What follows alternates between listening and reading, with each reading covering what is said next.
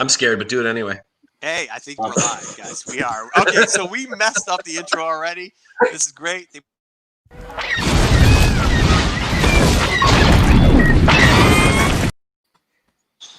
All right, so welcome to the live show. Yes, I messed up the whole intro. I completely messed the intro up.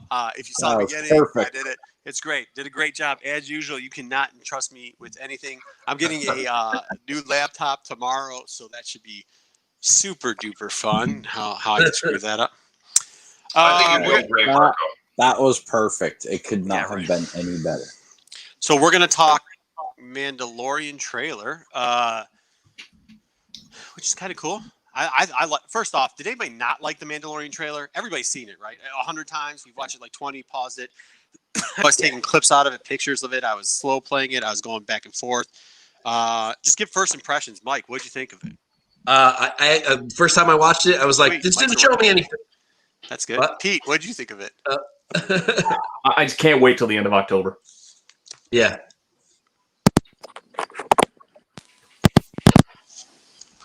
Cool. My mic went out there, so that sounded really good. This slide. First time I watched it, I was like, man, this thing didn't show me anything. And then the second time I watched it, I noticed all kinds of little stuff. I'm like, oh my God, there's all kinds of things in here. We need to talk about this. What's happening? So that's what tonight is. Yeah. Yeah, I mean, they got me in the first 7 seconds of the trailer. That's how you open a trailer. You fly over the top of the planet. The ship's all messed up. His cargo bay's open. You don't know what's going on. Fantastic. All right, so I'll give it to you. What'd you think? It was good. Like the first time you watch it, it brought back season one. Just bam, you were right there. Season one again. You get all goose pimply. You're like, oh, this is gonna be so good. How many times has everybody watched the season? The Mandalorian season? Yeah. Oh, like at least 3 or 4. I mean, 3 times for me. Yeah. So it's good. I liked it. I liked it, and there were so many little things that I saw that I was just like, oh wait, what? And since then I've just rewatched the trailer, like every little snippet, pause, and then go back. I mean, the first time it went through, honestly, the one main thought that I really had was, yes, finally, Fett Club. Yeah, you got love.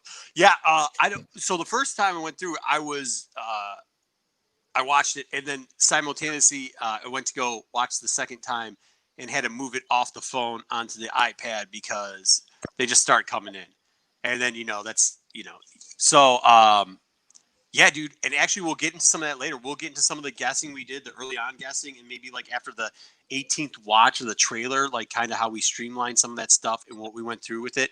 I think the order in which they shot it. Okay, I don't know what you guys think about this, but one of the things I want to talk about was the order in which they shot it. I think they're going to have 4 arcs in this because I think they're going to do 4 different planets. I don't know what you guys thought about that, but I think we're going to get the desert planet that's going to have probably so and we'll go back to some of the other planets, but I think one of the planets, and we've seen it before, I do have some pictures here. Obviously if you've ever seen anything I've done before live, this is why I hate doing live, because I just am garbage at this. But like this one where you see the Tusken Raider, also this planet here, I mean, I think this is the same planet. I think they're doing it twice. I think obviously we have to get, and this is where the Raven Crest flies off of it. I think you have to have Mando leave that, and you're going to do the backstory. We already know that they're going to do these sub backstories or these character building stories where you're going to probably have the team up of, what's her name, and oh man, I can't do the Rocky reference. Yeah, Karga. Yeah, so I think you're going to have an arc of their storyline, and I think that's going to run into the Freetown storyline. I think that's where we're going to go with that. I mean, that seems pretty basic and easy there. They're going to. So you think Greef and Kara are on Tatooine? Yeah, I think they're going to end up there. I think after the whole showdown starts, and he's going to be like, "You need to get me this or that or the other thing," he's going to take off. They're going to do a Tatooine part of it, and you're going to have those two on Tatooine searching for something in the desert. I think that you're going to have, so you get your desert planet. Obviously, Well, Mike, well- I know this is one of your favorite planets to talk about because you definitely think this is something. Where do you think this Yeah, is? I think that's Ilum. No, Yeah. no, wait, really quick. Are you sure it's going to be Tatooine? I mean, that's the only place that we've ever saw a bantha or a No, Tusken Raider. But Not necessarily. what if they tossed a curveball and made it Jakku? Because it's the same style of area. So, Well, the last planet they got left on too, which I'm brain farting off the top of my head. Navarro, But Dave Navarro. Yeah. Or no? Yeah, Navarro. Wasn't Navarro? Dave Didn't Navarro Navarro. have a little bit of a desert type area too on it? yeah. Yeah. So I mean, I think they could do any of those, but I think what's going to happen is I think this is them leaving Navarro, and they're going to go get in a plane. They're going to get in some type of thing, and they're going to end up flying back to Tatooine. I think that's what's going to happen. I have a big feeling that you're going to have an arc on Tatooine. They just they've done too much setup for it. The rumor mill is ripe with Tatooine, and now they've said some weird stuff that I don't think any of us agree with it is going to happen, like a certain bar fight with a certain double lightsaber person. But they also said that was going to be in the trailer, and that never happened. So who knows with that? But I definitely agree that they're probably going to go back to Tatooine. The next planet, though, and we'll show you some of the snapshots we did from this planet. That's going to give away a little bit more. But yeah, so it's where you see this.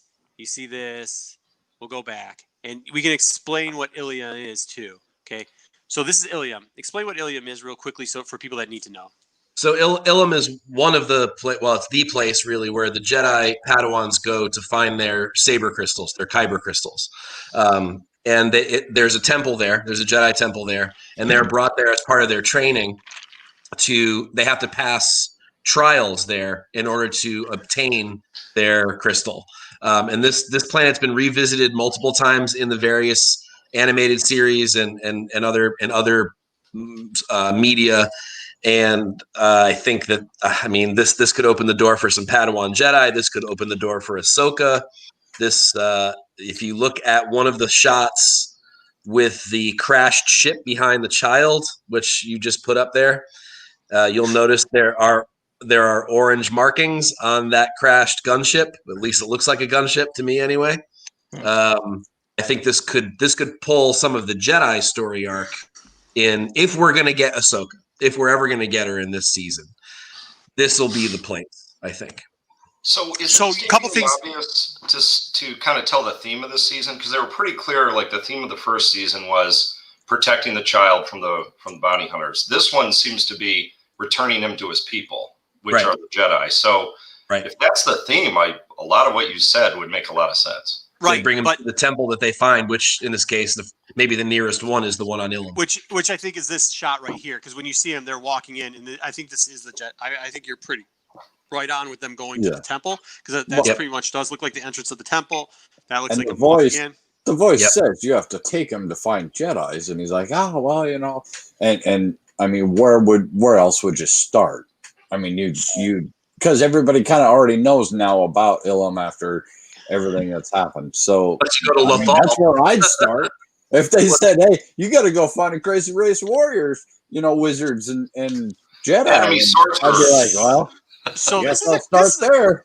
This is a crazy thing. I guess I can tell you everybody this because they should have already been up on their Ahsoka stuff. And I don't know if you said this, but you know who led those in Clone Wars? There is an episode, and I mean Grandmaster Yoda's there obviously, but Ahsoka leads the little Padawans, the tiny ones, in there to go find their things, and then they go on the ship and the little droid thing that helps them build whatever. She's in there, and that could be a flashback. I mean, this is what we've always talked about. We don't look. If you just watch the Maul thing, I see a lot of you in the chat. I know you watch the Maul thing. We talked there towards the end of what us fanboys want and what probably should happen, or will happen. We want Ahsoka Tano. Don't get it twisted.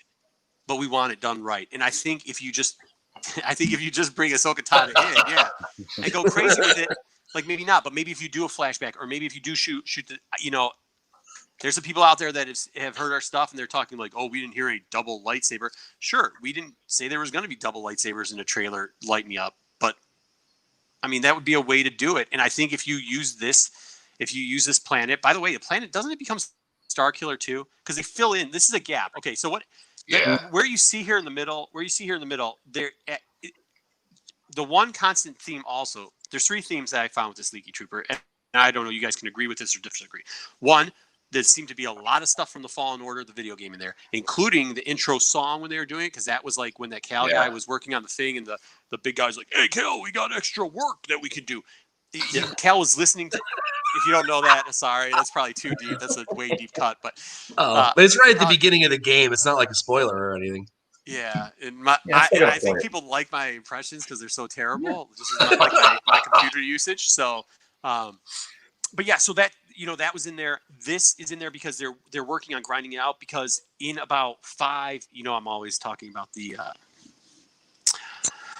I'm always using the timeline. In about 5 ABY, yeah. After Battle of Yemen, 5 ABY, they the remnants in the beginning of the First Order and the remnants of the Galactic Empire start going here, and they start harvesting more, because originally the Galactic Empire, why this place across of it is because they were harvesting that for all the Kyber crystals. They eventually turn into Starkiller base, which is whatever. But so I think that's going to be a big part of it, because you really hate those movies, don't you? Which is whatever. It's only a trilogy. I don't. I actually really love the middle movie. I'm just saying that, like, I think what I'm saying is, yeah, I don't like that they brought back. I do hate lazy recycling of ideas. I like brilliant Star Wars. We always talk about this. We talk about it almost every show. They always recycle the same ideas. It's done well, or it's never mediocre. It's either done really well or really poorly. And I think how they did the Starkiller base, and they did a bad job with it. But whatever. It was another Death Star. This one is just way bigger. Yeah. Yeah. They couldn't have hit you more over the head with that either. Yeah. Here's the original Death Star. Here's Starkiller base. Yeah. We're all effed. We did a moon. Let's do a planet. Yeah. But wait, the janitor knows a weakness. So I think one of the things. Okay, so guys, they are definitely doing a lot of. If you guys have watched a lot of the mock comedy shows about this, like Robot Chicken, or what was the Mel Brooks movie that they did? Baseball. Yeah, they're doing a lot of joking, referencing to that type of stuff. I suggest you and the Lego stuff. The Lego stuff just tears it apart, dude. It's hilarious. God. Anyways. Or Honest Trailers. That's the other one. Yeah, or Honest Trailers. Tag and Bink. Yeah, Tag and Bink. Oh, they need another Tag and Bink. Anyways, so that was one of the themes of the video game. One of the themes of the video game.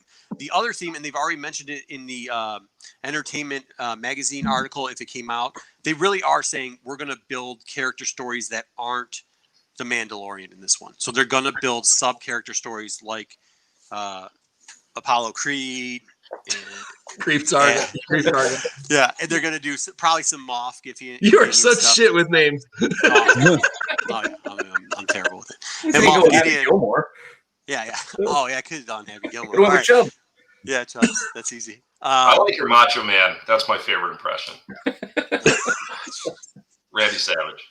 We could do at the end. Maybe we'll do some outtakes of that, because I'll tell you a story about a bar. Oh, I also have a new Target story. In the chat, tell me, we did a Target story last live one. I'll tell you a new Target guy story if you want. But here, so that's it. So one of the things is that the other we know is doing backstory, right? And I think the third one is kind of, well, we'll get into it in a little bit. I mean, it's kind of what you guys have said already. So do you think each arc will be a different, for every planet is going to be another arc? Yeah, I think they're going to do a story arc for each planet. I think that's what they're going to do. I think that's and then tie him in at the end. Tie him in at the end. I think that's why they showed us the 4 planets here. So we got Frozen Planet. So you don't think it's going to be planet per episode, like first season? Yeah, even first season. If you look at some of them, there was like 2 or 3 times where they were on the same planet for like 3 episodes, 1, 2. I think it's supposed to be eight episodes. So it'd be real, I thought they were going to do more episodes this season. Because last season 300 episodes. Yeah, you want right? I'm on one a night for except for like the rest of my life. For the whole year. I don't think they 100% said yes, it is 8, but they've hinted at 8 for sure. I've heard the number 8 a bunch of times. Yeah, I think so. I think in season 3 they were talking about going to the 12th episode because they were going to, because of how well it has worked out. Oh yeah. How they've been doing these arc-based things, they might go to 12. So look, there's so a perfect. short? Killing me. Well, they got to squeeze in that Obi-Wan show they still haven't shot yet, or written for that. And how many people? Just a quick show of hands. How many people want to wait every Friday, or would you like to just binge the whole thing at once? Binge for once. Show of hands. Yeah, I mean, I think that's a new style, but no, I mean, I kind of liked it. Like, milk that shit. I've gotten, the good part about it too, and I think even with our situation, how we can still keep safe in the current situation, but like, my brother's gonna come over and watch The Mandalorian with me, dude. Like, that's kind of cool. I mean, I got 4 of them, but like one of them's gonna come over and watch it with me, and that's kind of like something we've gotten back to. That reminds us of the old days of like when we used to watch any of the. Well, when I was really young, and I think it's more because we could drink Natty Light Ice when I was underage. Was we'd watch Oz, that's a whole nother story. Yeah. IMDb has season 2 scheduled for 8. Okay, cool. Yeah, I thought that was. Wookie, can't we have it both ways? They showed Start 16 shooting, Gary. episodes. They release 8 on one night and then 8 over the next week. Yeah, give me 16 episodes and release them, 8 at a time. And that way I can watch 8 and then rewatch the 8 and then watch the second 8 and then watch, and then watch them all for like 16 weeks straight. It just. You can't give a partial binge though. Everybody hated the boys getting 3 episodes, teasing you, and then you're gonna get slow played with the rest. Yep. Yeah, but 8 would tell like a full. 8 would be a full arc. So then we'd be able to see the first arc and then see the second. Yeah, hey, Wookie, normally I would agree with you. Oh, sorry. Time out. Do you guys see what Kent said right here? Let me put what Kent does here. And tell us if you guys want us to do this. Like, if you guys want us to break this out and tell us what day you want to do it. I don't have a problem with that. And I actually think that's cool. And I think it takes it back. I mean, look, we're all older. We all remember, like, the weekly magazines or the monthly magazines that would come out. Pete, me and him I'm an old school wrestling guy. Apparently, he likes Sasha Banks, the new whatever they consider that now. I'm a Cornette guy. I live and die that way. So, but they used to have those reviews and everything. You used to have the playbacks and stuff, and I have no problem doing that. I think it's really cool. I love it. I just love talking about it, obviously. So that might be something we do in the. And I love the WWF. I mean, wildlife is a very important piece of the world. And Sasha Banks, why is she important, Marco? Well, actually, I could get into that. There's also George put up something. I don't know if we want to touch on that, but. George, I'll tell you this. The Ultimate Warrior with the. Yeah, listen, George, I would not. They just signed him to a bigger deal, so I'm not quite sure how much. Like, usually when you bump heads, you don't give a guy a raise. That's all I'm going to say on that one right there. For people that don't know, this is a rumor that's going out there. I will tell you this: it is official. They have given him a paycheck. That dude is not. He's not eating the oodle noodles unless he wants to. He's not warming up his mac and cheese in microwaves anytime soon. And he's giving nothing but love. He's not going to sidle up to me with my ramen anytime soon. No, that ain't hat. He might do. I saw something terrible on Twitter where they took a grilled cheese and ramen and they like grilled it together and made a grilled cheese. Gross. Anyways. All right, so let's go back. So we got how many planets have we covered? We've already covered Desert Planet. We think that's going to happen. We've already covered Frozen Planet because we know that. Ooh, should we cover City Planet or Mountain Planet? Which planet do you want next? City Planet. Let's go into City Planet. City Planet's big. Now, maybe we should go Mountain Planet next. Okay. Next. It's not. I just want to say real quick, and it's not part of any of these planets. But I will not lie. When the very first few seconds hit. On the intro of the trailer, the planet on the left of the Razor totally looks like the old school 1980s Dagobah when he's flying up to Dagobah.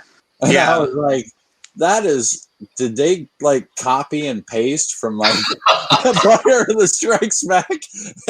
Because it's painted on glass. No, it's the volume one is painted on glass.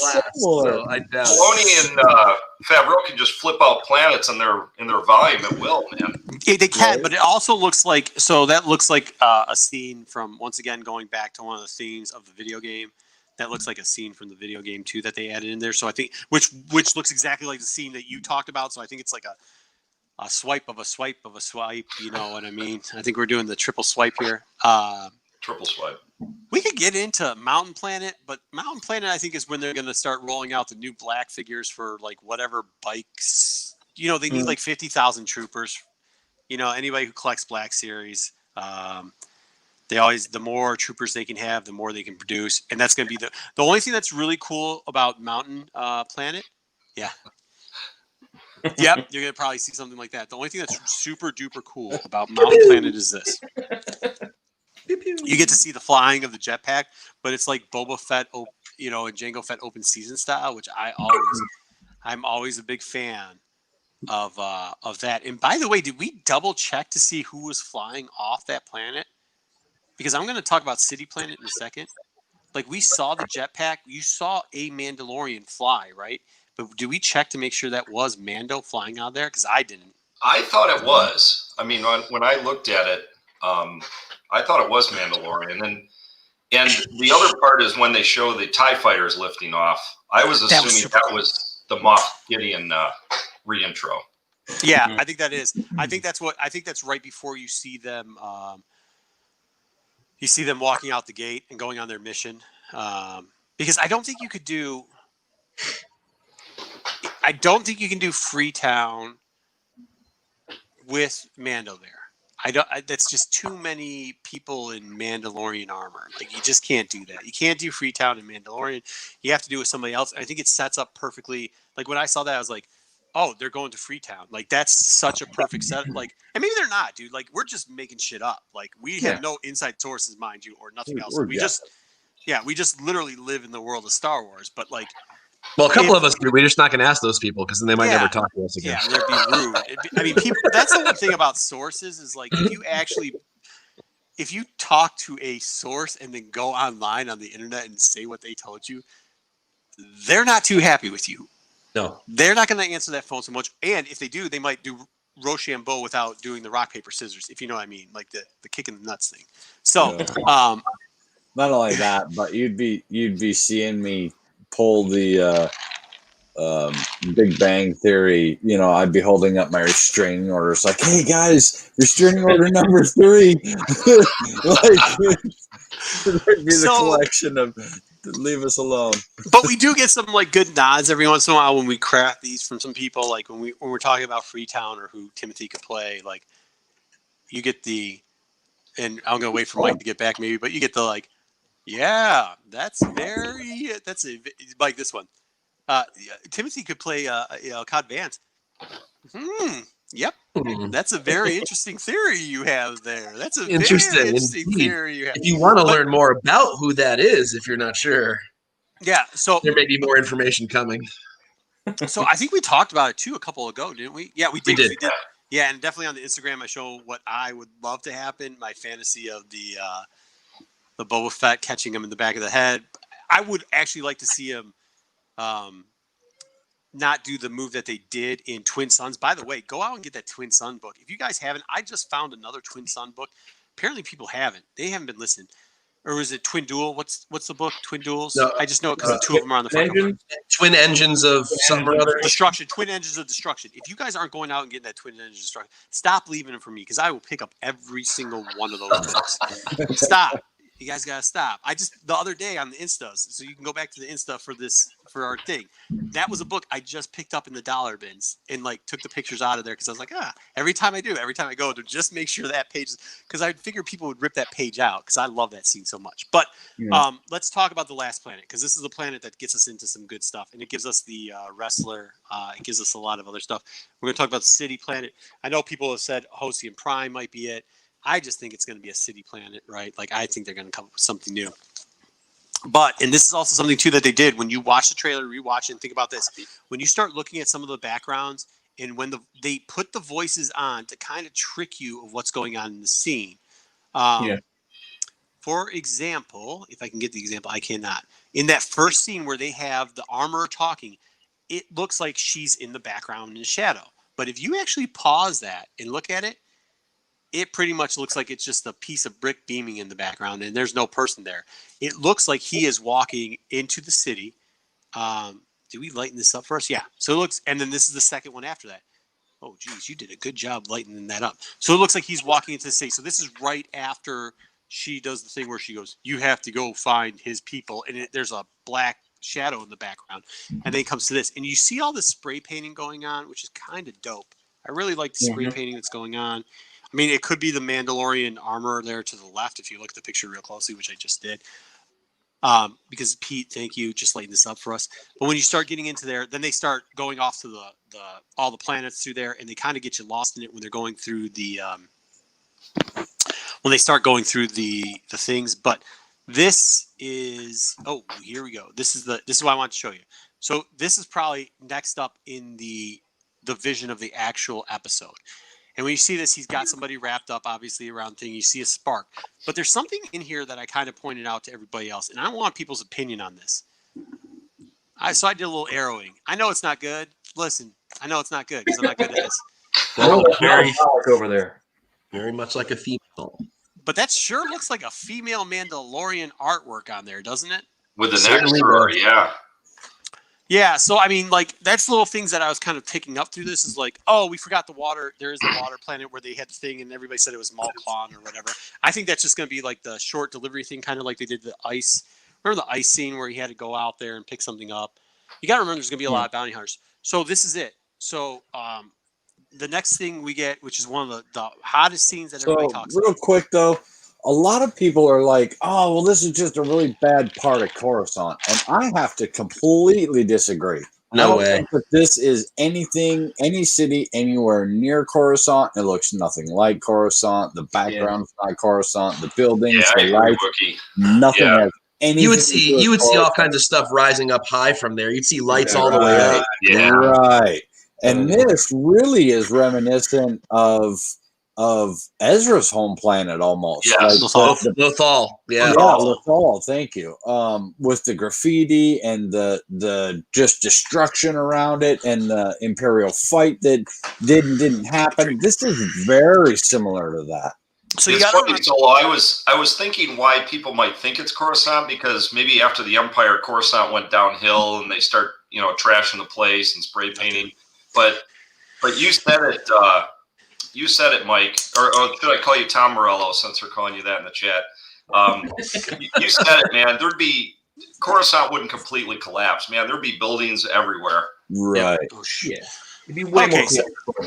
So I just screwed my screen completely up, so I'm not gonna be able to use that anymore. Hey,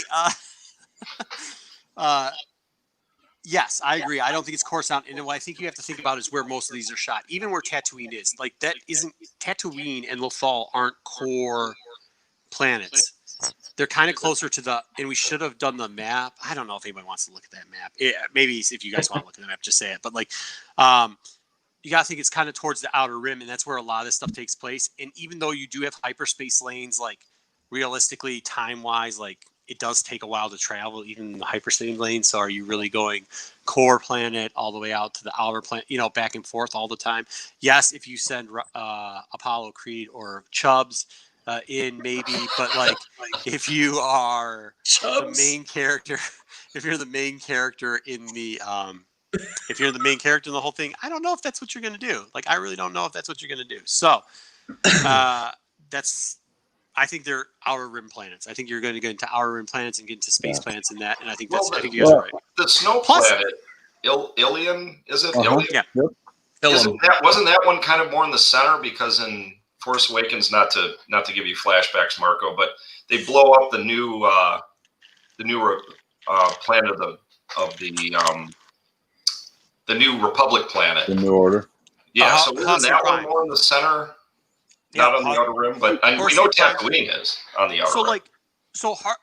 Horsian Prime, or Halcyon Prime, however you pronounce it, is still, it's not dead set. It's not dead set. Yeah, I mean, I don't think it's that one either. I really don't. If it's Lothal, don't forget there's a Jedi Temple on Lothal. Yes.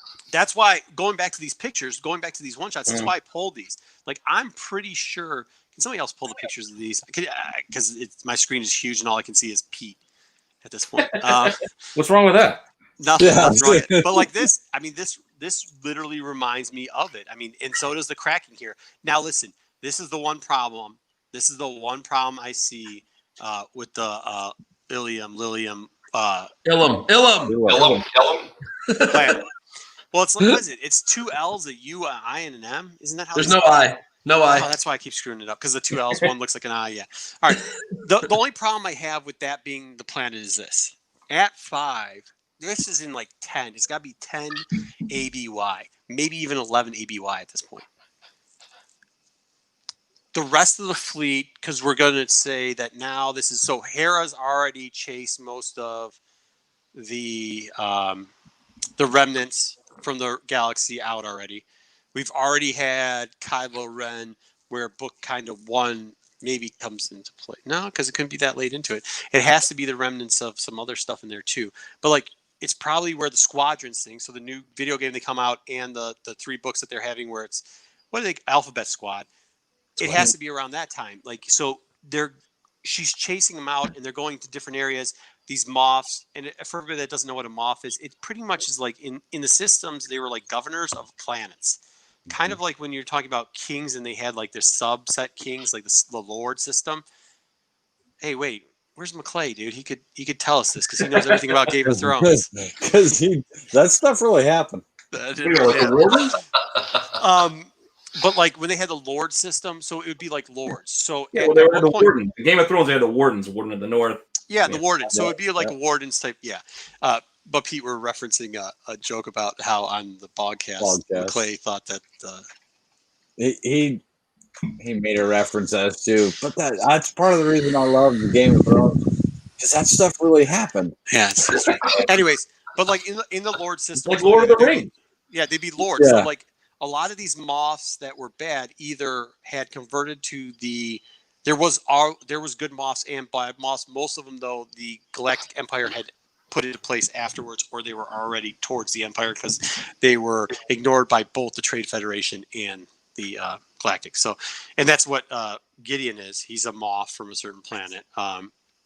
So they're not all terrible. Some of them are actually good, and some of them actually were helping out the rebellion per se.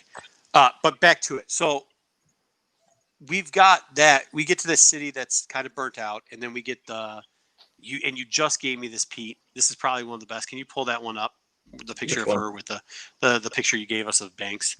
Okay. Yeah. Let me answer. Yeah. So we've gotten a lighten up version of Banks. Okay. Now let's talk about this, because this is probably the most talked about part of it. No Leku. No Leku. No hair. Yeah. Yeah. I don't see any hair.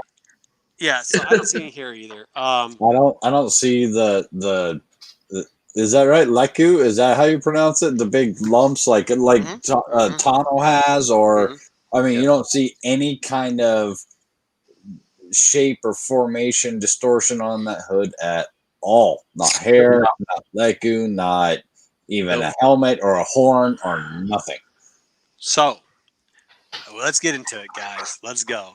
Because we all had, as soon as that came out, there was 1,000 questions. Oh, I moved you around. Hey, Marco. But yeah, as soon as that came out, everybody kept saying, oh, that's got to be, Let's get this. Yeah, sorry. You need to play musical spaces. Why are you over here now? Bothering me. Hey, let's don't have Alice appear in the middle. That's all I'm begging you. Let's get back to it real quickly. I know we'll probably do 5 theories on who she could actually be. Some of these are fun. Some of them are a little bit out there. I mean, some of them are a little bit out there, but it could actually be who it is. And we'll, obviously we'll use some explanation on why, who, maybe some little time frames. I'll do the first. I'll do the time frame real quickly. But there is one part that I have to get back to that we haven't touched on, and it's this scene right here, because this. Oh, well, we kind of did already. Everybody should know this. At this time period, at 5 or 10 ABY, Hera, 10, 11, 9 through 11, Hera Syndulla, which we all know who she is, right? Rebels, the leader of Ghosts, all that. Hera Syndulla was actually,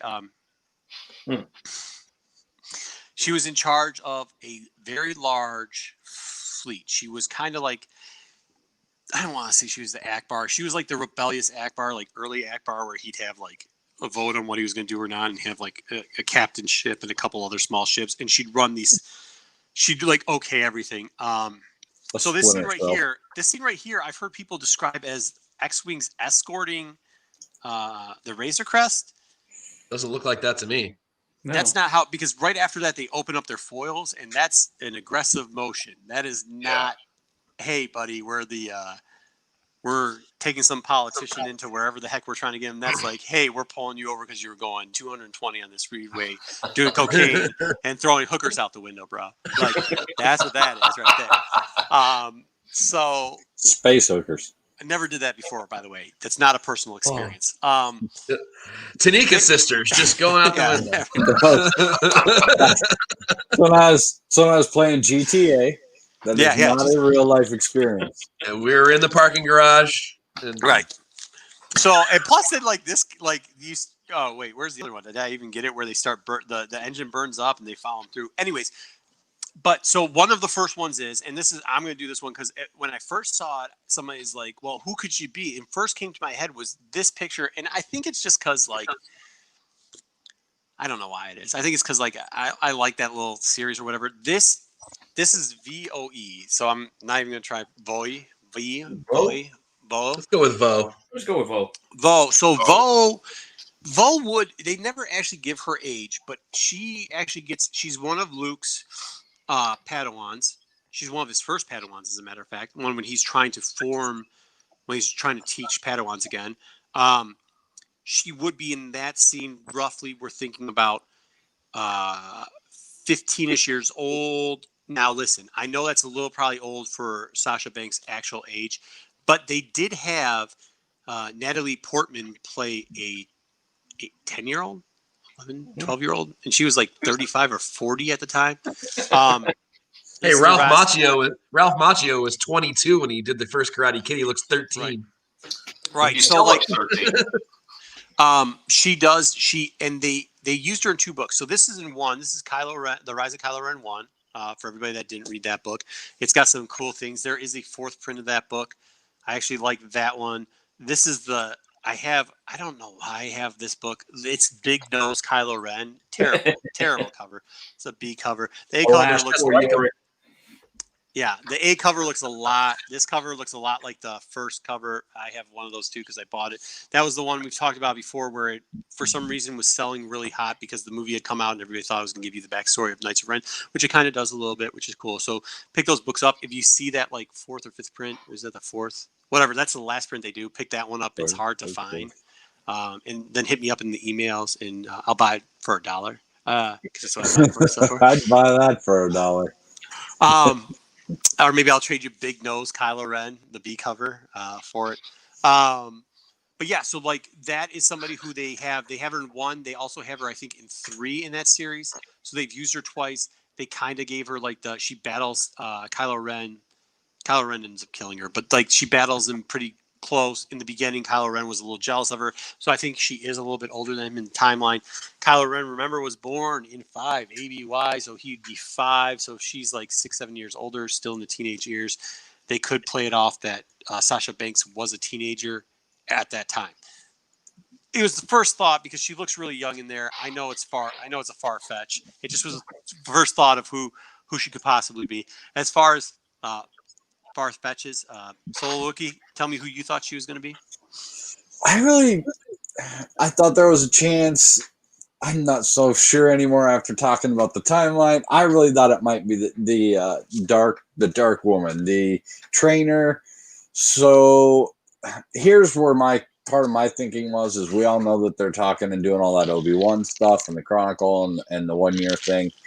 It would be easy to have a tie-in. So if it was the Dark Woman who ends up training the son, what's his name? Asherad Head. Asherad Head's kid. Asherad yeah. Head. And he's the son of the once Jedi that turned into a Tusken Raider and kind of denounced all of the Jedi Order, blah, blah, blah. That's in the a whole nother series. And that jumps into the whole Chronicle and Journals of Obi-Wan. So it'd be really easy and really cool to see a tie-in where Filoni took a very minuscule character from back in other stories and dropped them in here, and would be an easy way to tie in the whole Jedi training and Mando having to find Jedi. I don't think that the timeline age would work out. I got you, Mike. Go, Mike. Go, Mike. Could that be Asherad? Could that be Asherad Het on the bantha? Yeah. So that's one reason why I showed that picture. So it could be, but like, so this is the interesting thing, and I'll tell you where she shows up. Like here. This is a Dark Horse comic. That's kind of at the last 3 pages. I kind of think is kind of around her first, and then they do this one, and this is the one where at first I was like, Solo, I know they're probably going to reimagine her, but do you really think? And then I was like, dude, isn't she on that cover? And then I looked at the cover and I'm like, yeah, man, she sure does wear a lot of capes. She sure does wear a lot of capes. And by the way, a cloak all the time. And I got the little foot rest what here. book is that? I can't remember. I think it may even be that later in the panels of that book that you just showed. No, it's in the outside. Is it Aja? It's the hunt for Aja. It's either the hunt for not Aja. Sing. It's either the hunt to Sing. It's either the hunt for Sing or at the end of Outlander. I'm sorry. I think it's at the end of Outlander, the Outlander arc. So like you got Crate when he was Het when he was still little boy Het, which is like 8, I think. And I think that the Outlander ends around 10, Star Wars 10 and Dark Horse. Man, if somebody could correct me on that, I would not be offended. But I think that storyline ends on 10. I think that's a 10 tough storyline right there. Yeah, I think when 10, the whole storyline there is great. So pick those out too. Just got another one of those two out of the dock. I don't think that the timeline works for age versus continuity. No. But I could, if they rewrote it and kind of plugged it in, I could really see that playing out and tying in and pushing over to the new Obi-Wan. Yeah, and that'd be a great way to do it. So awesome. But this is the thing. So like when she shows up in the Dark Horse comic, she shows up in like 3 different time streams anyways. None of those could play into the current continuity. So you have to reimagine. This is the only thing I'm thinking. You have to reimagine that character. And if you reimagine that character, how cool is it? You're looking for the Jedis, but you also have a grayish Jedi figure out there. Mm-hmm. That makes a lot of sense. That does. There's a precedence for that with Filoni. I mean, reimagining characters. Huh? Yeah, and pulling that little, he's so good at pulling those little snippets out of, from brain fart, from the rifle of. Oh yeah, from the cartoon, the cartoon in the holiday special. And then everything else in that, and he pulls little snippets out of everything else. So to have a character it would be so easy to pull her in, just because nobody really knows a lot about that character. She's not well adversed. She's not well talked about. It could play from one to the other and give the arc in between and be an easy bridge into the Obi-Wan show. Yeah, the reason I agree with you totally, Wookie, is I know they're fans first. Filoni and Favreau are fans first, so they're going to go. Go ahead. Yeah, no, I was just going to say, being that they're fans first, and I know they like all the media. Like I know Dave Filoni likes the comics. I could see him easily mining that stuff out of there. Yeah. So Filoni's like so I think it shows the different degrees of Star Wars fans, and I'm not knocking John's fandom, but Dave is like entrenched, like he's crazy, like he's crazy about, like he's all everything, like he's toys, he's I know some guys like that. They're so annoying. Terribly annoying. Terribly annoying. But John is kind of more from the movie thing, right? And the sci-fi experience. Like, I know the big debate on is Star Wars technically a sci-fi odyssey or not. Like, that's not something I'm going to debate. There's a couple things I don't debate. That's not one of them, and neither is Hulk 181. But the thing that I am going to say is this. When you have to get that great feeling, and I think that's kind of what's made this series good, you got the movie fan base, the guys that only watch movie, kind of like we were talking about, in the Darth Maul thing that we shot earlier. Yeah, or Pete. Pete just got all the toys. The movies mostly. Yeah, he was spoiled with all the toys, while the rest of us were shopping for the blue light specials and getting the equivalent of the 2000 Jar Jar Binks out of the. His uncle's hand-me-down Star Wars toys are nicer than the ones I got new out of the store. What's with that Gronk droid? Like, I was over buddy's house, and like that droid, he's got like showcases. Like, he picks them up, and then I was like, okay, cool. And then like they were released in the Black Series. I don't know why that thing's popular, because it's just pretty much a trash power droid, but whatever, people love it. Anyways, so that rearrange your junk. Yeah. Rearrange your walking trash. So that was it. Should we go to the next one? Next one that came out, Forces of Destiny, I think. So this is who this is probably my number one overall, who I think this is going to be. Here we go. This is who I think it's going to be. And I think we can agree mainly on this. We'll tell you who the last one is and the most popular among people. Kesto Uno, I think this is going to be it. And not just for the reason that she's friends with Sabine Wren, but that will play into it later. Not to mention that she's a badass, because she is. Not to mention that she also worked for a syndicate. She also was the best friend of Sabine Wren when they were both Cadet Academy, Imperial Academy people. Not to mention she's also and was a current bounty hunter. So that plays into the theme of bounty hunter, which, by the way, that's one of the themes in this thing is bounty hunters. She also is huge into tagging. Wait, what planet? Oh, there's a lot. And when she does, she leaves calling cards like this. She does stuff like maybe tributes to her best friend Sabine Wren. Yeah, I was going to say that second one that you showed is very Rebels Sabine. Yeah, so this is actually her calling card. So if somebody's got good enough computer skills where they can scan these scenes and see if this shows up, I'll leave this up here for you guys for a little bit. This is actually her tag. This is her tag to let Sabine know she's around. So if do you want me to do it again? Yeah. Oh, it's right on mic. Yeah. No, I don't care. I'm just joking. Yeah, Here's the other pisser. All you people trying to get. Well, where does that character appear? Guess what? No comic book appearance, because they never did a Sabine issue of Forces of Destiny. So you just have to watch the 5-minute cartoon. And that's all you get. Well, she's not just in the 5-minute cartoon though. Doesn't she show up? Oh, she's in Rebels later on. She does. I'm sorry. She shows up in the show. Starts helping out the rebellion too. So you're right. I'm still lighting off fireworks. I live off the lake, guys. So sorry if you hear the fireworks in the background. I'm not there or anything. You're right. Okay. You're right. I forgot about that. But yeah, so that's it. That's the only 2 times. That's a good point. That's another character that. Here's my point. I don't think that Filoni and those guys are going to mainstream characters. I don't think they're bringing in Tano yet. I don't think they're bringing in Sabine Wren yet. I think they're doing that deeper dig on a newer character and feeding that.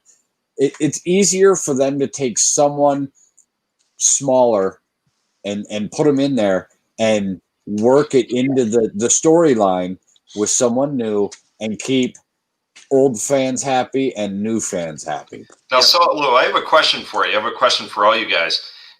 Didn't you notice that almost like it was a ruse when they first showed her? She has a resemblance of Rosario Dawson. Because immediately, because I'm a Lego guy, I spend way too much time with the 9-year-old Lego fans. They immediately go check out Low Bricks. What's that? Go check out the Low Brick channel. My son, who's 5 years old, loves it. They were all like, "That's Ahsoka." Well, at first glance, right? She has the look, the appearance. So I think you're right. So I think it was a ruse in the trailer, but I think it's going to be more of a subtle, slow burn. So I don't know if she's going to be a mainstream character. Real quickly, we got George once again. Lopez is asking some real great questions. As far as the Inquisitors go, almost every single Inquisitor at this point that we know of is dead. The one who isn't is the big one that has gotten the legs replaced. She disappeared in a scene of the video game, which is very interesting. So in the video game that we've been in Fallen Order, she isn't it Fallen Order? It's got to be Fallen Order because it's not Battlefront 2. I think it's Fallen Order. Yeah, Fallen Order. It is. Yeah, Fallen Order. Yep. Yeah, she's there, and it looks like he force pushes her someplace, and it assumes that she dies, but we know if you watch the Darth Maul thing, you got to watch Obi-Wan cradling your head with a lightsaber through you. You don't die until Obi-Wan's cradling your head. That's it. You either disappear or Obi-Wan cradles you. Your head. Otherwise, you can get chopped in half and just take junk parts, put them together, and walk around and have a good day. There could be a connection there, Wookie. He doesn't cradle your head, you don't disappear. But this is another one. And if you haven't, George, I don't know. I appreciate you showing up. I don't know if you've seen our Forces of Destiny on the Tales of the Flipside channel, but if you go down to the subcategory, the Forces of Destiny show we did, we kind of speak on that. I know there were some questions about continuity and canon, so I'm going to really touch on that. Continuity is like the writing in a novel. So it's the little pieces that go into canon. So it doesn't matter if it crosses media. So it doesn't matter if it's put in a kiddie book, if it's put in a TV show, like a kiddie book like IDW books, or if it's put in the dollar version like the Marvel books, or if it's put in a novel, or if it's put in a choose your old adventure. As long as it's qualified under the canon umbrella, it adds value to the canon, and it directly does. Hey, Brian, what's going on? We hopping in here? Then that adds on. Oh yeah, we are way over. We're gonna do this in 30 minutes. We're still going. Okay, look, if somebody has to drop off, they do. We're gonna keep going. This is what I want to show you guys, and this is a little something that I was digging around. My boy Sleepy out there, he's usually on. I know he's. So yeah, it would be Forces of Destiny, the Ahsoka Padme. Ahsoka Padme one. Yeah, which is a great. End though, come back because I want to tell you who I think Sasha Banks is. I will give you that, but I want to show this little. I want to show you this. Oh man, somebody's got to really take this over for me because I'm just straight garbage with running stuff. Next time I'll do the pictures. Excellent. I was talking to my boy Sleepy, and y'all know Sleepy John. Sleepy was like, "Hey," I was like, "Hey, dude, what the heck is a base series?" And why I asked this question is because of this. This came out in 2020. It's the base series for the Star Wars books or the Star Wars cards. Guess who else was in that base series? The Mandalorian, a bunch of other characters. Now, listen, she did come out in 2018 or 16. Joe, I don't know if you're still in the chats. You probably can understand cards better than me. I know McClay's in the background. But if you're re-releasing a card, I think it might have a little significance. That's like the Lego thing. Leaky, who's on Low Bricks, who has the Low Bricks channel, will tell you what they used to do with the Star Wars stuff is they used to release. They would do the pre-release in the catalogs, the order catalogs, and you would be able to find out in sets what they were going to do for the movies because you would know because the pre-order for the sets had to come out, and when the pre-orders for the sets would come out, they'd have new characters in there, and you know who would be in the new characters, right, Leaky? Yeah. Yep. So absolutely. I'm not 100% sure that's what Topps is doing at this point, but it doesn't make sense why you take a one-off character that was used 5 years ago and put her in a base set of cards. Maybe that's you think it's like the Marvel True First, where they released the dollar reprints of things they want to kind of bring back to everybody's mind, like 2 weeks before some huge thing hits in the Donny Cates book. Yeah, we're doing a crossover, so let's do everybody with this dollar book. It's not by accident, guys. They don't waste money on stuff like that unless they want to use the characters. Yeah, so that's my real strong one. My first one obviously was VO, which is like, hey, look, if you're not finding those books anyways, you should because they're sweet books, and that runs pretty sweet. But this one, when I really sit down and think about who it could possibly be, and not thinking outside the box, but just using like the brain power after the 7th time of watching it, I really do think that this is a pretty good option of who it could be. I mean, it really is, and it also ties into Sabine. It also ties into Sabine Wren. So like you can have her there, by the way, hiding in. What's funny about this is if you remember where she shows up in the Forces of Destiny, the little short thing, she's kind of hiding in the cargo boxes anyways, right? Like, so like it'd be such a throwback. Like that's deep cut. Dave loves to do the deep cuts. It would be just perfect. I mean, you get the deep cut in there. It could lead you into either Sabine in this series or, oh boy, you could lead her into the next one. And by the way, pull her out right before you're about to drive either the live action, because they have to finish up that Ezra storyline. That's all Ezra story. Yeah. But it's going to be a couple years off because you're doing the prequel 3, like the first Thrawn book just came out. You got to finish those 2. Then you got to end up doing the posts, which are later down the line. So it's going to be a couple of years before that comes out anyways. I mean, you got a couple of years where you could do the hunt for Ezra Bridger. Ezra. Well, here's a question, Marco. Like, in some of the other kind of franchises, like Marvel and others, there's actually they connect and they plan together. Is there planning with the comic book side with Disney Plus? I mean, is there, do they talk to each other and see, when you're going to release characters and talk about? Is it, we knew like Marvel TV and the movies started that way and they completely broke. But what's the deal with Star Wars? Well, I'm sorry. Say that again. I was reading somebody's. Oh, is there planning done between crossovers between comics and Disney Plus, and especially with character introductions? So to my knowledge, sometimes, but not very much anymore. And it's right now, it seems more like they are talking to make sure that they aren't putting out cross information.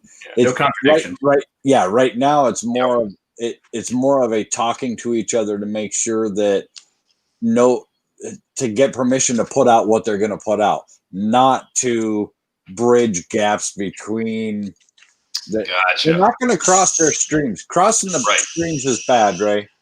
Right. So yeah, that's how Lego does it. So this guy's kind of asking a question. Comics are fun. Cool. Skybox 73.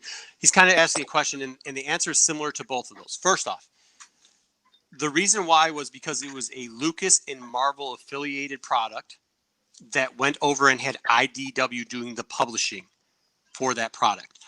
Number two, which is more important, it was officially recognized by the story group, which Leaky goes to you. If the story group approves stuff to cross over as canon in continuity, that's the end of the story. It's uniquely situated to Star Wars because Marvel is the bring back. We can always bring back characters. We can have crossovers between 80,000 people. Star Wars, when they did the rebranding of their products, one of the biggest complaints was that it was so the wild west and stuff had gone to pasture. So they wanted to clean that up, but they wanted to keep it consistent. And some people read that the wrong way. Like some people read that as like, we're never going to get these people back. We're never going to get the Thrawns back. We're never going to get, and we might. I mean, I don't think we're going to get the Mary Jade back because like, how are you going to do Luke's kids? Like, I think that ship is. He had too much blue milk. Must not be good for you, bro. And if you've been to Disney before, that blue milk is definitely not good for you. But like, how are you going to do that? Thanks, well, George. You guys said it earlier, the reimagining, man. That's how they brought Thrawn back. Yeah, and they've redone it. And if you ever go back and you talk to Timothy about that too, I don't know if he's still going to talk about it because I think it's kind of got out there that one of the reasons he did it, and I don't know how to put this in a PG rated version because I'm using all the PG I have right now to get through the show. He blocks. He was using it as a as a blocker to another series that was coming out because they had offended him with asking him to write in parts of that series to his show. So it pretty much was like a rooster block. That's what he was doing with the original Thrawn trilogy. He was a rooster block. I don't Yeah. understand what you mean, Marco. Can you be more specific? No, I cannot be more specific about that. I can clear this up. Aren't roosters females? What's the male called? It's a foghorn leghorn block. The rooster's males. Actually, somebody down the street owns hens, which are the females. And Hens are right. Sure. Well, what goes So with to clear that up, what he did is it was a saber block, and, and he stopped all of that happening. But that guy that signed the Declaration of Independence, John Hand, something. Yeah. So comics are fun. Skybox 73. Saber block. I hope we clear that up. If we didn't, feel free to ask us again or a different way or something that didn't make clarity. I know I talk fast, so if George, I'm not putting that out there. No, please delete that. I'm not gonna put that. But if we didn't make it clear, once again, just please ask it a different way or something. But like that's the truth of it. Like that's just by Canon number 6. That solves all your problems. It's yeah. Okay. So yeah, I mean, moving on. The book that has nothing in it. I don't because I kind of know what George, like I've obviously heard of what George is talking about before, but I don't know what that is. So I don't know. Like I assume because I've heard the jokes about that before. We're moving on. Pete, give me who your pick is. Who you thought she was. Well, you're not gonna like my pick. Why? I'm gonna go Last Jedi on you and say that she isn't anybody. Like she could be just a random bounty hunter. Because I'm with you. I don't think reading into the voiceover of the sorcerers are talking about Jedi, so she must be a Jedi because that's what they're talking about in the voiceover. I think that's a misdirect. Yes. Even what I heard, I knew Sasha Banks was going to be in Mandalorian months ago. Yeah. They announced it. Yeah. Not as because I think she's going to be like a big character because I watch wrestling, but and I do enjoy. No, you watch the garbage that they put on now and call wrestling. You watch that stuff, but yes, I watch the K-Fed broken stuff. But there's a big fan crossover though. There's a big fan crossover, so to get people excited about someone they already know. They're still not going to give her it's not like she's a big actress who's had numerous roles. They're not going to give her a huge role to start with. Keep her around for a while. It's just she's going to have a minor part that's just in the background. It's not like we're zooming in on a background character that was shown, in a crowd and assuming that that's important. And let's also be clear that we all zoomed in on it because we all wanted that to be Ahsoka. Yeah, right. Exactly. You are probably dead on, Pete. They just gave us this little clip of a gal that we're all focused on. We're all talking about, and that's probably the one scene she has in the whole damn season. We don't ever see her again except for that. And at first glance, she looks like Rosario Dawson. When you see her, she looks like her. Everyone she's going to be the most famous cameoed character in Star Wars history. So there for 10 seconds and got more airplay than any other person. Question for you, Pete. Would it also be that she starts as nobody, just like all the other characters did, and then she could grow into somebody, right? Somebody brand new that isn't from anywhere. Yeah, and there's a pretty good track record. Filoni has a pretty good track record of creating those characters that we all freaking love. So there's no reason why he can't do it again. But this is where I think that the last play that I was saying about her being Ketso 2 isn't so far off because he has two things. Yeah, like she doesn't. You don't need her for a lot. You just need her to be mentioned. Introduce the beam. And we know that Dave loves to pull back those characters. Like he likes the curtain call. He likes to bring them back and bring them back and bring them back. So like I do. I mean, those are my two best were that. My two best were like exactly what Pete said. Nobody, because he's right. I mean, nobody in wrestling can act anymore. It's terrible. Just turn it on for 2 minutes. Because there's a big difference between going live and like reading on a microphone live in front of a crowd or whatever passes for a crowd these days in COVID world. But maybe with multiple takes, she can pull off, what's needed to be an actor.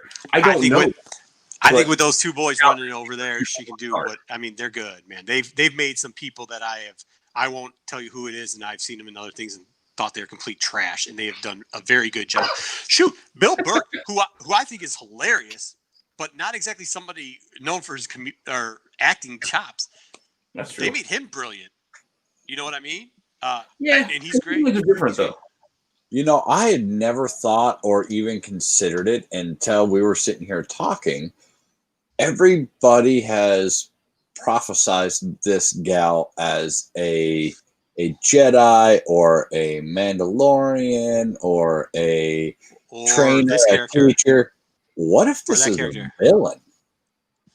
What if this is not a good person? What if this is not a friend of the Mando? What if this ends up being a villain? That changes a whole lot of stuff. That changes who it could be, if anybody, if it's not an entirely new person. A bald character with a long nose? Where have we seen that before?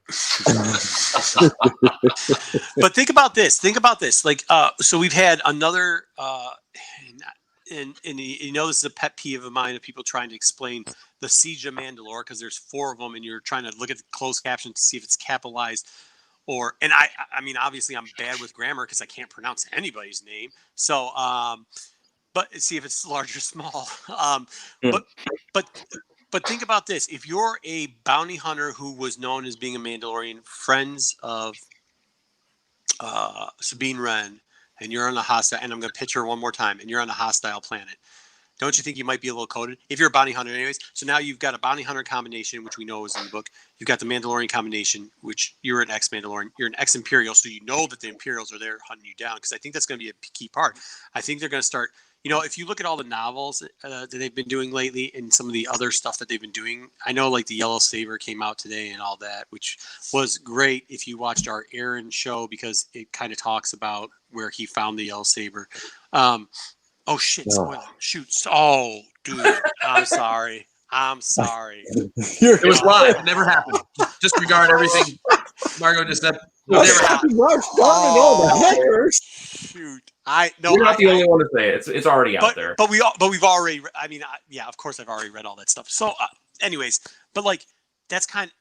In the other stuff that they're doing is really trying to explain that gap period of what happened. Like if you start reading through Alphabet Squad, if you start reading through a lot of the other novels that came out, even some of the old Aaron comics and everything else, they're trying to explain that gap period of like the Jakku stuff, post Jakku, what happened to the rest of the remnants of the galaxy. Especially considering they messed up 9 so bad and they had to put out an explanation book 8 months later. But they're trying to explain a lot of that stuff. So I could see how they're going to do an Imperial angle. Like obviously they have with Moff Gideon already, but I could see how they're going to do and the completion of the tie between, because they've done the Knights of Ren stuff a little bit, right? But they haven't done the whole complete. Remember, the First Order is 2 parts, right? It's the actual Imperial part of the First Order, which is Rex, the kid Hux, the one kid's Rex Hux's kid. The guy that's crying all the time more than Kylo Ren, or is Kylo Ren crying more? Either way, one of the whiny guys in the new trilogy, Brendan Gleeson's kid. Yeah. So the cry kid, but not Kylo Ren. Not that character. The other cry one is the Imperial version of it. Yeah, and then you've got the Knights of Ren, which is the Kylo Ren cry portion of that. So they still have to finish off the story of how the Imperial and the Galactic Empire transferred over to the First Order Stormtroopers. They try to do some of that in Resistance TV show, which is tough to watch, but they have been slowly leaking that out through stuff. So I think you're going to see that kind of happen right now. I think that's why when Leaky brought up the TIE fighters expanding, I think they're going to go into the different TIE fighter modes. I think we're going to see some Star Destroyer stuff and kind of explanation of that, because I don't think a lot of people read those. I mean, a lot of people did read those books, but like a lot of the visual people did not read that books. Just kind of like how the movie stuff came out. It does look like we see the interior hallway of a Star Destroyer at one point with Stormtroopers coming down. Short side question for Leaky. Have you heard or do you know anything about the folded wing TIE fighter Legos maybe coming out ever? Well, I just saw the rumors of the 2021 Lego sets, and it's not good, guys. We could talk about it another time, but they're coming out with a $40 TIE fighter. There's only going to be one Mandalorian set, and it's called the Mandalorian's Hero Vehicle. Oh. So I don't know what that is exactly, but some new vehicle that he's going to be in. So I didn't even want to bring it up, but since you asked Wookie, there's there's no folding wing TIE fighter Lego? Wait, hold on. And it's just because I have watched the Low Bricks channel, and I've seen the $120, because my son was like, by the way, your biggest fan, was like, and also a fan apparently of Jedi Johnson, because he was trying to hit the thumb like button today for him for some reason. A misclick? No, when you did the Boba Fett Slave 1, $120 for the Slave 1. Yep. By the way, they repoed that off of the actual toy, the actual Hasbro toy. That's why it has the handle on the back. Yep. That's why it has the ergonomic arming on it. And that's like collector series, right? What's that? Yeah, so I watched it intense. But what if that's, and we've known they've done this before, what if that's the fake Dubby ordering name? And you know what I'm hinting at now. What happens if he gets a version of, what if he gets Slave 2? Yeah, what if he gets Slave 2? Which would be super cool, I think. Yep. I don't know. And that fits, because they normally tell you what it is. They'll say X-Wing, TIE. This one, they just said Hero Vehicle. So there's something, they're hiding, they're holding something back there. Blue Harvest? Yeah. Yeah, I was just going to say Blue Harvest. But unfortunately, because I wanted a folded wing TIE Solo, I wanted one. And it's just rumors, but You know, Okay. I just These guys wondered because pretty- normally we'll hear a little rumble about a toy, and right now their best line or most predictive line seems to be like in Legos, seems to come Yeah. out earlier than anything else. So Yep. I know you're on the up and up, and I have not. I haven't bought Star Wars Legos in a long time because Well, I have a I question for you. I had to back put your it villain. down. Back to your villain point. We've covered The that. theme of the season, kind of bringing it full circle, right? The theme of the season is returning him to his people. So, in kind of catching with what you were saying, Pete, I think it's one of two things. It's either a ruse, or it's somebody connected to the Jedi, or when they're making the trailer, like, well, we have to refer to the Jedi, so who's wearing a cloak? Okay, so here you're feeding up. First off, Skybox73, thank you for that. I think you're right on track. Usually those junior novels do not link over. Star Wars is a different situation. I think we kind of cleared it. Cool. I'm glad we cleared that up. George, stop making me laugh because I'm trying to run this thing and I'm already doing a terrible job at it. You are killing the chats tonight. I can't. Okay, so this is it. So like, let's say it is a nobody character or something that's looking out for here, and how's it going to link it back? Let's say that Sasha Banks, whatever little bit they're going to show of her in there, whatever 1 or 2 episodes she's going to be in, how can we link her back? Depending, no matter if she's the nobody, like Pete says, the dark woman, like Solo says, the rest of whatever we've used, how can we link it back? If she's Casto Uno. She could have very well, because if you're trying to find her people, what we know of her people is that we know for a fact that there's Luke Skywalker, who's a Jedi in 10 or ABY, right? He's a Jedi, but we also know there's a lost Ezra Bridger, and we also know that the people who are linked to that are 2 people, well, 3 people, really. Ahsoka Tano. We've talked about her already. She's not technically a Jedi, but she actually, I think, is working for a different planet. There's a rumor that she might be on a different planet helping out a family at this point, which we're not going to get into rumors. But also, too, you'd have to get to somebody who's running the cleanup mode for the New Republic there, who is Hera. And who knows her better than Sabine Wren? And I think that's where we're going to start bringing in like the Sabine Wren portion of it. Now, I know there was a lot of talk about the Banks character being Sabine Wren. So I pulled up some things real quickly. I don't know if this is going to help everybody. These are the Sabine Wren. Somebody, a cosplayer person, was putting these out to try to get down what she was going to do. And if you've watched some of our other stuff, I've talked about some of these cosplayers before. They were very cool to my daughter at Celebration before, so I appreciate the Sabine Wren cosplayers 100%. So, but these are some of the outlooks that she looks like, right? And I know people were saying Sasha Banks could be that. It's just because she has blue hair. Yeah, but this is the last version of her that we saw, which she didn't. She actually had purple hair at that point. There's going to be something. We've kind of debated this. I don't know if I should get into this, but I'm going to do it anyways. Okay, I'm going to do it. So, Pablo at one point had a tweet up that when somebody asked, but it's kind of a touchy subject, and I don't like getting into the touchy subjects. So they asked about her ethnicity. They asked about Sabine Wren's ethnicity, and please, let's keep the chat acceptable. And they asked Pablo. Pablo was directly asked, and Pablo's answer was, "She's a Mandalorian." Well, you can't find that tweet anymore, can you? So he took that one down.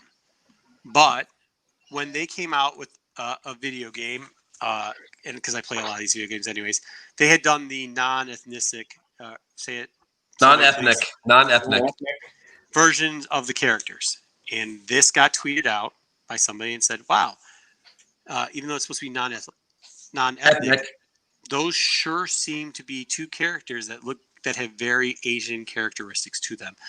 Pablo Hidalgo then at that point had retweeted and given a thumbs up to that comment.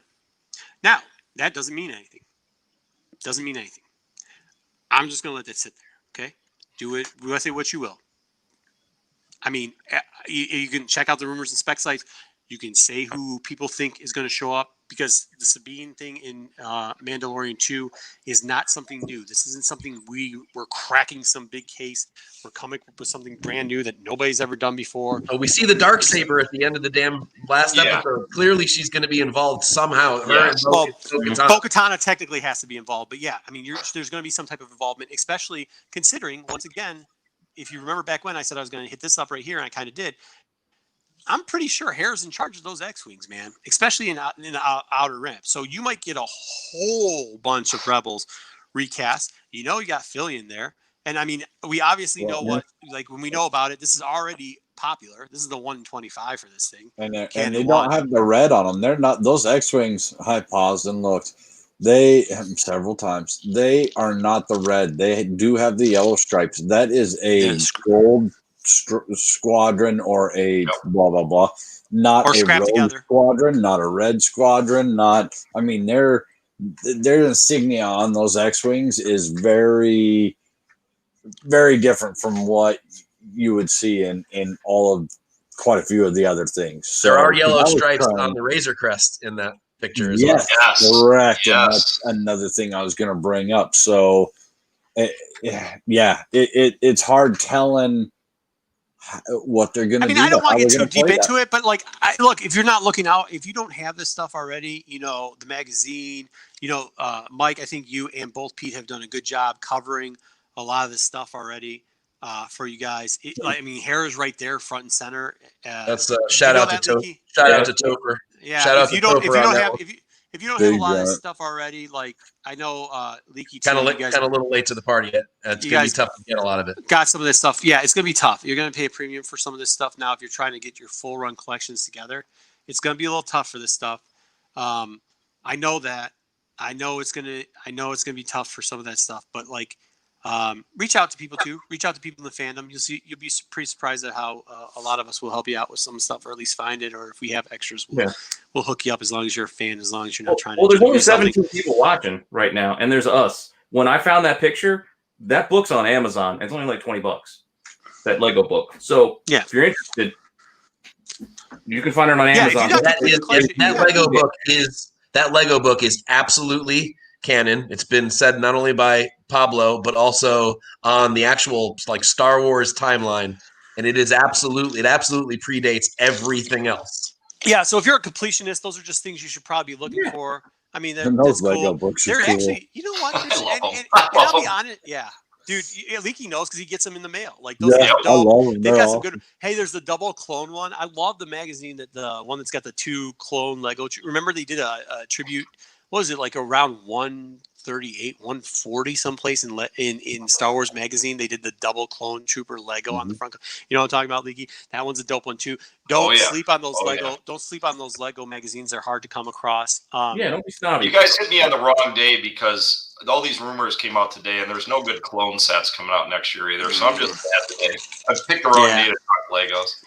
But no, but I mean, there's some cool stuff out there too. I mean, if you guys get the Books of Millions or the whatevers, there's still those Canon ones are still in there. Oh yeah.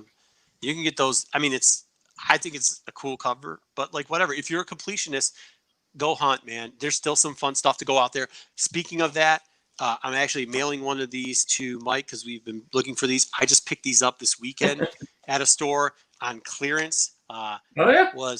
It was 30% off the marked price. So you can still find stuff out there. I don't think we're telling you anything that you can't. I mean, I don't think anything in this show has been something you can't find for a reasonable price. You just might have to hunt a little harder, drive a little farther, work a little harder. Because even those Rebels mags, while they're really expensive on eBay, they are in boxes out there. You just got to hunt. I just found some, maybe a month ago, just sitting on the shelf in my shop. There's 2 copies of each cover of Rebels 1, just sitting. I found a whole set of them for $30. About a month. These have been there for years. Nobody's bought them.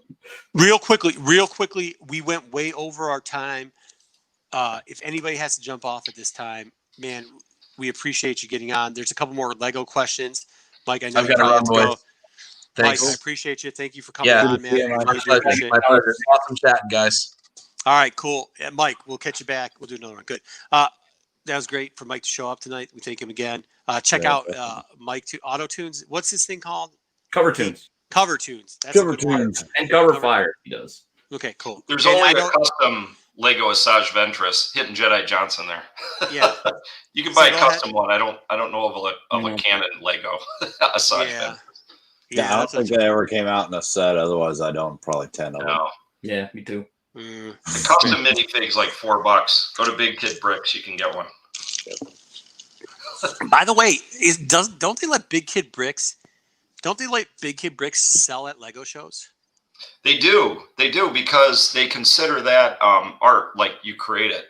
What they don't like is when you replicate, mass replicate. If you build your own custom ones, yeah, that's a whole nother ball game. But yeah, that's cool. So hey, I had one question back to the theme, and some of the characters that we're going to see this year. I always think back to what Filoni and Favreau said was the overarching was like one part Western, one part samurai, and the Mandalorians are kind of like the samurai. So I can't imagine they're not going to introduce more Mandalorian characters, especially with the Darksaber. And the Jedi piece, I think, is going to be probably deferred. I saw somebody mentioned that season 3. I really think that there's going to be hints of the Jedi this season. Just like you saw her and then she vanished. So As I said, that's all you're seeing the whole season. Yes, you're seeing it now. 100%. But then see, like that's the cool part about collecting, though. And like, even if you're doing it to make a couple bucks or whatever, like finding it at the right price, right? So like, hey, we mentioned some stuff. If you're a completionist, or if you're somebody who isn't, and you just need to get this and you want to try to do whatever you want on it, fine. Now probably is a little bit of a time. Let it go by. If she's just a one-off, you've gotten 4 to 5 characters now that we've mentioned. Yes. That like, if it turns out not to be her, great. It's perfect either way, because then you can go buy it even lower again, or you can get a second copy, or you can get a better copy, or you can get a better toy, or you can get it in box, or you can go find it here, find it there, right? Pokemon, but catch this is them it. all. Hold on, yeah, catch them all. I know, like I'm gonna have to get. Oh, I've only got so much room, but I think I'm gonna tear down the garage and double it up so I can have the whole up. Anyways, this is what you said, Leaky. You said something. Pokemon Go is a Pikachu out there. You got to tear down the garage. I know that we. By the way, if anybody wants to send me a mat, because my kids are trying to get into this Pokemon thing, which I know nothing about, and our local show, the guy that's usually there that hooks me up, is like, there's no show, so I can't get the mat. I don't know what the mat is, but if somebody's got a deal on the mat, let me know. Email it to me. I'll pay the shipping and the couple bucks you need for the mat or whatever it is. You said that the Mandalorian were the samurai, you thought? Well, that's what I always thought. I remember he was saying that kind of the two aspects. They wanted to have it Western themed, right? So, more of the old Kurosawa, And that's it. So I think that the Mandalorian is more of the outlaw bounty hunter Western portion of the samurai. Yes, there's Lone Wolf Cub in this episode, but I think when they're going to start spreading it out, it's distinctly going to be like when you see what's his name, Timothy, do the Freetown thing. Yeah, do the Freetown thing. You're going to see the version of the Western portion, more strongly Western there. I think obviously the Jedi are 100% appearance-wise based off of, the Shogun era samurai type stuff. Yes. I mean, I don't think there's any debate to that. So I think you're going to play into that. And I think you're going to, like you said, I think that's besides that, yeah, I think you're dead on. It could be a one-off or it could be a one-shot. It could be. And they're not too subtle about it. Whenever they say the way, they're referencing the way of the warrior. Yeah, absolutely. Well, even Lucas's inspiration with the Hidden Fortress, like those are Akira Kurosawa movies that he used like to make the original Star Wars. Like it's not a hidden thing that he's looking at samurai culture. He might have stolen some Dune. By the way, nice trailer on Dune. I liked it. He didn't steal anything. Homage. Yeah, swiped. I think swipe's the new way to put stuff so people don't get offended about it. Hey, so do we want to hear the Target guy story for the week? Is this what we're gonna do? Oh yeah, I do. Okay, last one, if you missed it, was Target guy who kind of like stepped on my feed in the middle of. Why do I read? I get too distracted when we get comments. Yeah, okay. So last live. They're usually like was, 30 seconds behind anyway. Yeah. So the last story, Target guy story, was the guy that cut me off and like tried to like in the middle of the pandemic like push me out of the way because I wasn't looking at the thing. And we might have told him to not do that ever again. So this one, of course, I'm in Target again. I mean, I'm in the toy section because I got kids. That's what I'm gonna say, not because I have a collection of unboxed toys running around everywhere. But I was specifically looking for the $10 Black Panther extendable claw hands for a Halloween costume, and this Target had said limited stock. And for those people that don't know, since we're living and hopefully nobody watches this again, if it says in a Target series that is an aisle F, that is back stock. So it says limited, aisle S, back stock. You go to Target, you very politely and nicely find the nicest person there and go, ooh, this is aisle S, where's S? If they say, I don't know, go, could that be stock room? And they will get you a manager and you will be able to get it out of the stock room. So today I was going to find one and I went there and I was going to go do that. And just as I pulled it up, one of my friendly Target employees said, bro, it says out though, but go check the Marvel aisle. I was like, okay, cool.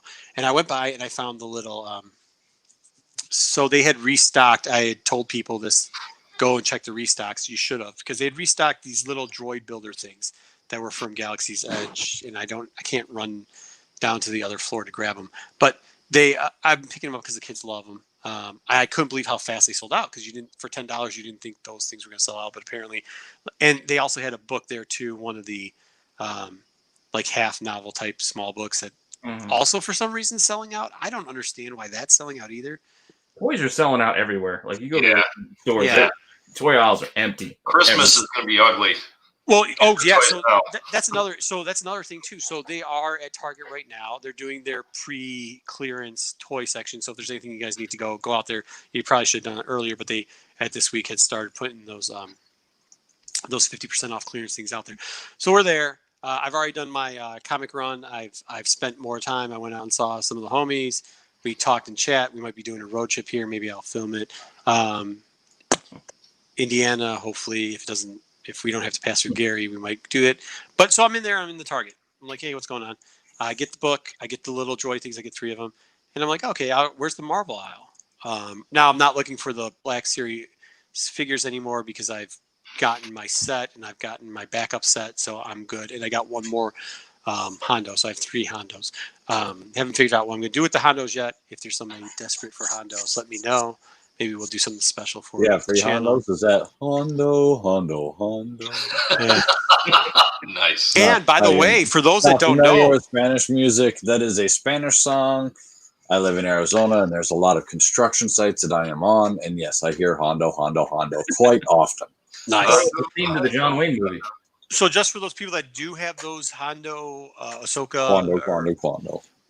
Black Series items, there actually is a variant box. So one box is the galactic, almost like the New World Order symbol. The other one is the resistance symbol. We think, nobody knows for sure, but the resistance symbol is supposed to be what it was supposed to be.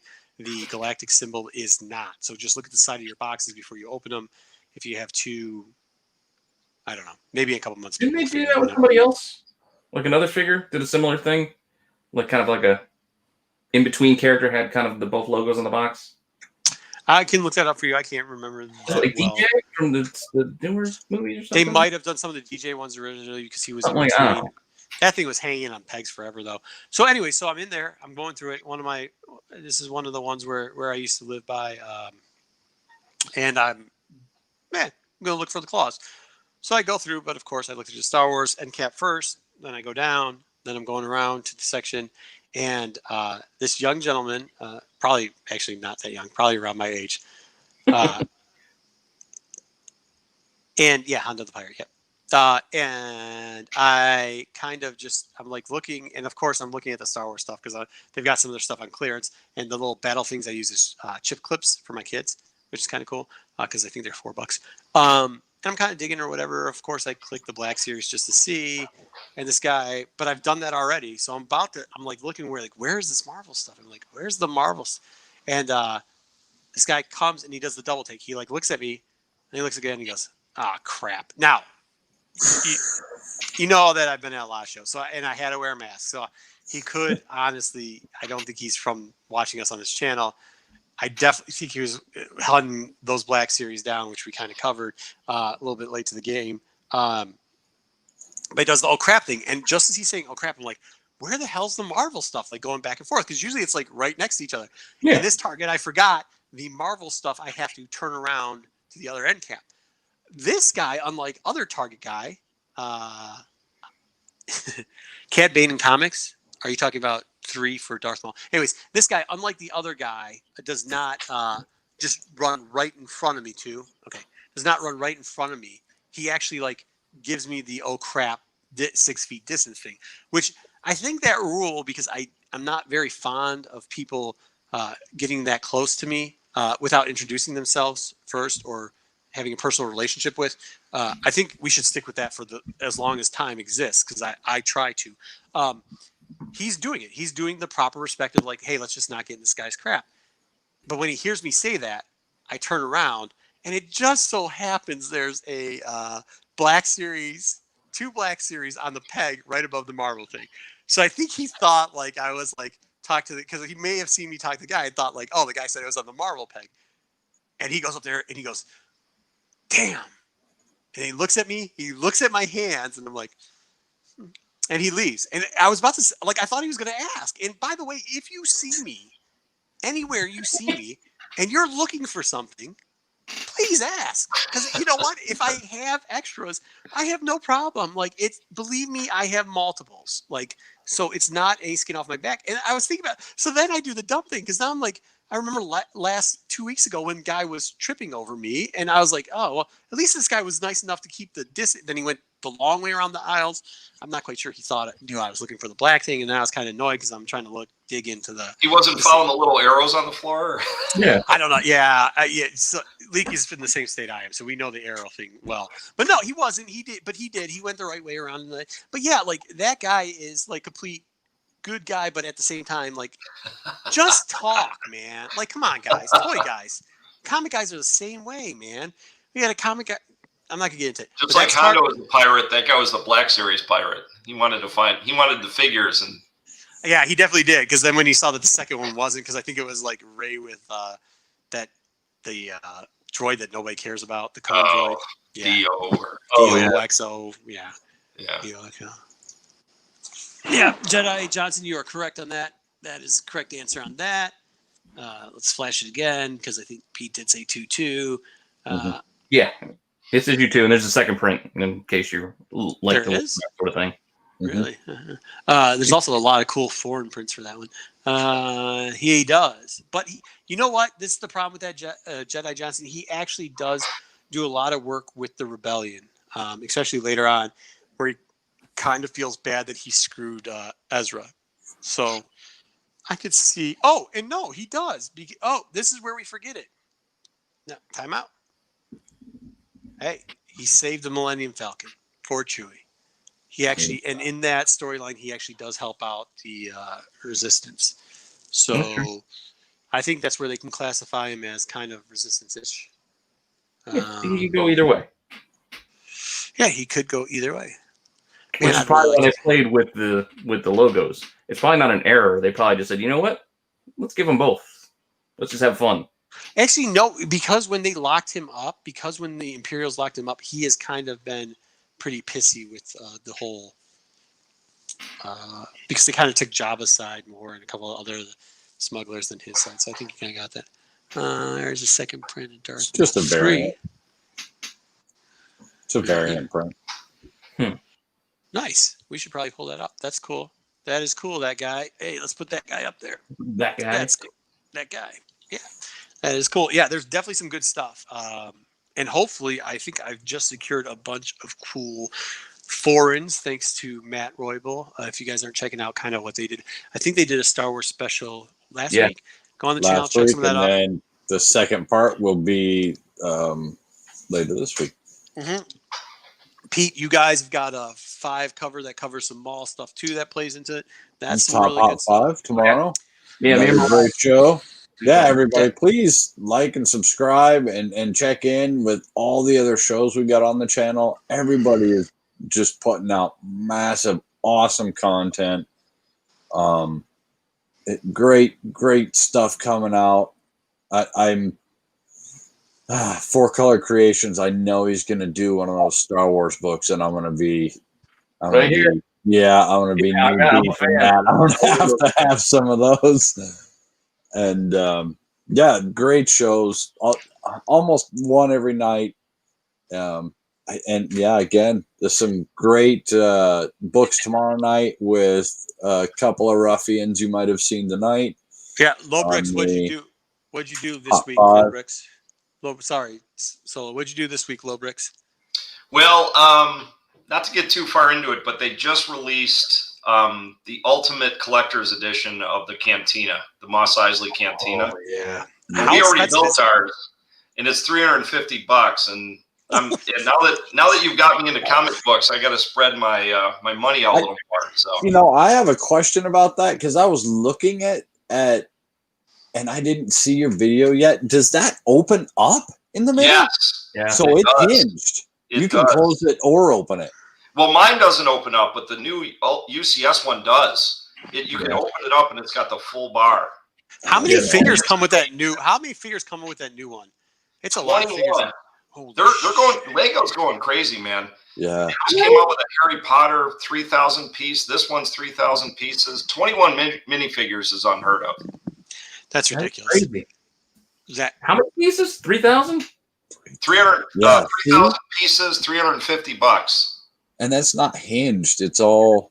My Voltron's only got 2,300 pieces, and I thought that thing had a ton. Yeah, there's 2 little hinges Solo at the top and the bottom in the corner, and then it comes together and it closes into the entrance you see in the movie. Oh yeah, okay, so it does close. It is hinged and open. Okay, yeah, that's what I thought. A monster, bro. So if you guys want to do a fundraiser episode to give me one of these, I'm all in, man. I'll do a 24-hour telethon. Yeah, George is right on that one. I will tell you this: those series, when they do those types of things, if you can, it takes a lot of patience, because if you can fork the money over and then put that away in one of those Rubbermaid containers, not build it, I got my Slave One. Build it, not take the minifigures out of it. I can't help myself. I can't. That Razor Crest wasn't on my desk more than 5 minutes. The Slave One, I would rip that thing open. And now I built every one of my first and second series Star Wars Legos that I have. Every one of them I opened and built, and over half of them, because they were the first runs, I had to order pieces because they were missing. So I was very grateful. Now I took it apart and put them all back in the bags, and then Ziploc, put the bags back in the Ziplocs and all that, and everything's there. But I was very glad that I did check and order the stuff. Yes, George, it was a limited series. It was a limited series, George. It was. What mall? Yeah, it was 5. Was it 4 or 5? I think it was 5. Mm-hmm. It was 5. Was it 5? Yeah, that's where they hunt down. We didn't get into the whole thing, but that kind of when we did the mall thing. Go watch George. George, you were there, weren't you? You watched the mall thing. Well, because he was fighting the things that show up in the first in 1, 2, 3, 4, 7. Right when Han Solo, they first see him, he's capturing those things. Yeah. But he hunts down a Padawan, and actually when he kills the Padawan, we covered this in the Darth Maul thing, didn't we, earlier today? He kills her, and Pap says, "I'm glad you didn't get caught doing it, but if you do, I'm gonna kill you." Mm-hmm. So, yeah, there it is. Thank you, McClay. McClay is running. See, look at this. Is all we needed. We needed McClay to just take it over. Hiding in the background. Huh? Hiding in the background. I know, dude. He's running everything in the background. Hey, speaking of Darth Maul, I did have a question and talk about expensive comics. I was out looking for the Sons of Darthmere, and it looks like they have they put it into a graphic novel. Uh-huh. Is that what they did? Because the original one's like $150, And man, I've got Lego sets to buy. So there's actually two. There's variants. There actually is There's two one of them. TBVs, aren't there? There's two trade paperbacks. There's Yes, the there is. Dark Horse trade paperback, which actually will run you a pretty penny too. So don't pass that one up. And then there's the Marvel reprint. There's the Marvel reprint. There are reprints of Darth Maul 1 though, so you can get them pretty inexpensive. The Son of Dathomir. Fine. You can find those in dollar bins if you look. Even some of the other issues, like issue 2 with Cad Bane, you can still, if you hunt and No. We're talking about Son of Dathomir. You can find the reprint for Son of Dathomir, yeah, and the Marvel reprint. So Marvel reprinted Son of Dathomir not as a true believer, and then reprinted it as a true believer. If I'm correct, am I correct on that? Or did they do Darth Maul 1 as a true believer? I'm not sure. No, I think you had it right the first time. I've had a lot to drink. It's I been a can't while. remember what I said the first time. There are trades out there though that you can find. You can find trades. You got trades, but even depending on what you want. reprints. Dude, there's a sketch though. That's the one I saw I don't online. like the sketch. That's the one you saw? Oh, Yeah, you did. $350. Yeah. Yeah, I like the color version better, even though the sketch is harder to find. I prefer the color version. Yeah, There's Yeah, it was like the Sons of Darthmere 350 or the UCS Cantina. I can't decide. Yeah. I'm going with the Yeah, Cantina. If that's you a make very that cover. for me, That's a good There's choice. That's a good there's a foreign book that has that cover too on it. There is don't go down the foreign market. I'm going to warn you. You're going to do it anyways. Don't start doing it. I mean, it's a mess. It takes forever.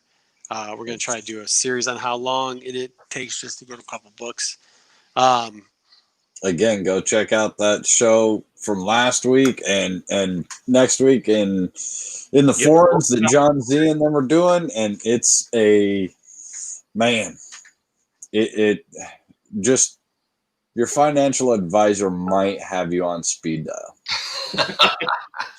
Yeah, dude. It gets. And by the way, it's tied up. Your money's tied up for a while. The whole process is, you have to have patience. Yeah, there they are. That's John Z on the left. Yeah, look at that. Bam. How to Spend a Wookiee's Money by John Z. And John Matt Roybal.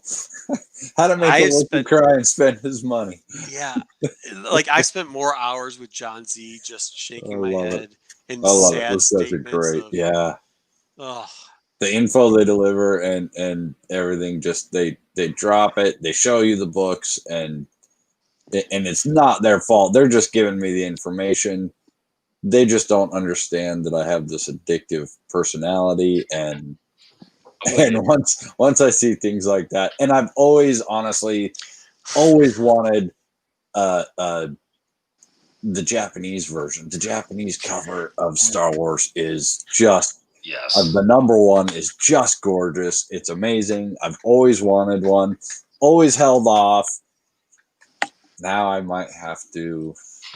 There's some. I'm trying to get this connect. I got some friends that are currently. They were stuck in Italy. They're not stuck in Italy now. Now I think they're just vacationing in Italy permanently for a couple of years. And there's some books that I'm trying to get out of there. And if I get them out, I'm going to try to get multiple copies. Because there's some very interesting Panini covers that, like, they're not that expensive. Don't get me wrong. Like, the expense, some of the rare stuff, like the stuff they were covering where Star Wars 1, what's his name, that used to do all those covers. That stuff is hook, line, and sinker. Gotcha. Yeah, Rob. But like, there's some stuff over there that isn't, like, so even some of their modern stuff isn't that expensive. The problem with it is the shipping version of it in the timeline. Like, you will completely forget what you spent your money on, and then one day it's like Christmas and it will just show up in the mail. So there's all types.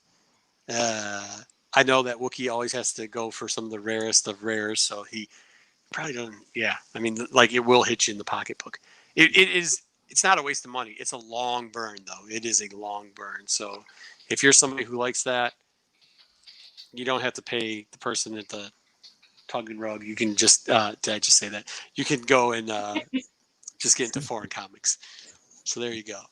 All right. Wookie, I was going to say, because you're looking at Japanese, check out the Japanese Jaws comic book. I got a poster of it, and it's one of the coolest covers I've ever seen. It is cool.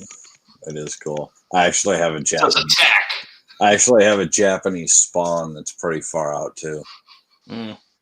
And they printed 1 through 3 together. So All right, I think we're to the end of whatever this live chat was originally, which was the Mando thing. So yeah, in Maybe the end, let's do around the horn real quick. Pete, what did you think of? If you had to grade it, what was the trailer for you? What are we looking? Letter grade, number grade? What do you asking? Sure, give me give me a number grade. expectations. Are we doing like a work grading thing? Yeah, like a CGC grade. What do you got? Oh, at a CGC grade, I would probably go with a 9.8. I'm not throwing out 10 O's or 9.9s, but I really enjoyed the trailer. It got me excited, but it doesn't take a lot to impress me, though. Just to be fair, I'm not gonna. Sure. I'm not the kind of guy who needs to know that much. I was already in. Like, I don't care if I got a trailer or not. I'm watching as soon as that show drops. The trailer to tell me anything I get, it could just be a voiceover on a black screen, kind of like Dark Knight when Michael Caine's just talking about some men just want to see the world burn. Like, that's enough for me. I don't need to see any images, and I'm in. So what I got is more than enough. Nice. Leaky, what do you got? Yeah, as soon as little Yoda tapped his thing when he knew the fight was coming. Oh, I haven't seen it. He had me, man. I'll give it a 9.9 grade. The only reason, and just because Mike left, he said it. I wanted more. I was like, they didn't show me anything, but upon second and third and 50th viewing, I'm very happy. Nice. And Marco? Yeah. So, is it on-site grading or is it mail-in? And It's, is it pre-qualified or what are we doing? No, we're going mail-in. This is official. Mail-in. All right. Yeah, I mean, I think obviously probably it's got to be in the high 9s. Like you're getting in there, you're getting there 9.6, and they might send grader notes that say nothing on it, and you're like, this was perfect. I pressed and cleaned this. I don't understand, and got it off the rack. I thought it's near mint. Like everything in there was good. Like it gave you enough that you could talk about. It gave you what you kind of wanted. It kind of gave you what you didn't want. I know Solo, you probably cried because there was no Boba Fett, and it kind of opens up to there being even more of an option of no Boba Fett being in there. But you had the Whistler darts go out, like mentioning the Leaky, that the whole thing with the whistling darts are gonna be cool. They have the Zybox, so they like he's wearing the warrior armor like they do on the Moon of Death Mirror or whatever, where all the men stay. That was super cool. They had the 2 Gamorrean, like, come on, dude. Gamorrean guards fighting with the axes like it's job. Yeah. Oh, in the boxing ring. Fight Club. I just hope Grief Kargi doesn't get in the boxing ring and he dies, and then Mando has to avenge him. Yeah. So, I mean, they've done a lot. They did a lot of deep cut or like subtle throwback stuff in there, which I'm for that. I rather have my Easter eggs at least a little bit hard to see, but not so hidden that you have to go to a website to find them out. Like you just have to kind of look at them. And every time you view something, you kind of see something else. I'm glad if they do, I think they're going to do something with these characters. I don't know what it is, even if it's short. I'm glad that they didn't push out an Ahsoka or a Sabine or a Hera or a, this was still like technically the teaser. Like I know Mike and even you said you wanted more. Yes, but a teaser, they usually give you like nothing. Yeah. I was Isn't this how much that showed us with this. Isn't this what you want? But isn't that what you want? Is more like we're a month out. I absolutely. But usually that was my question. My final question for you guys is: why did it take so long to get that trailer out? Because they weren't hiding anything. You want to know?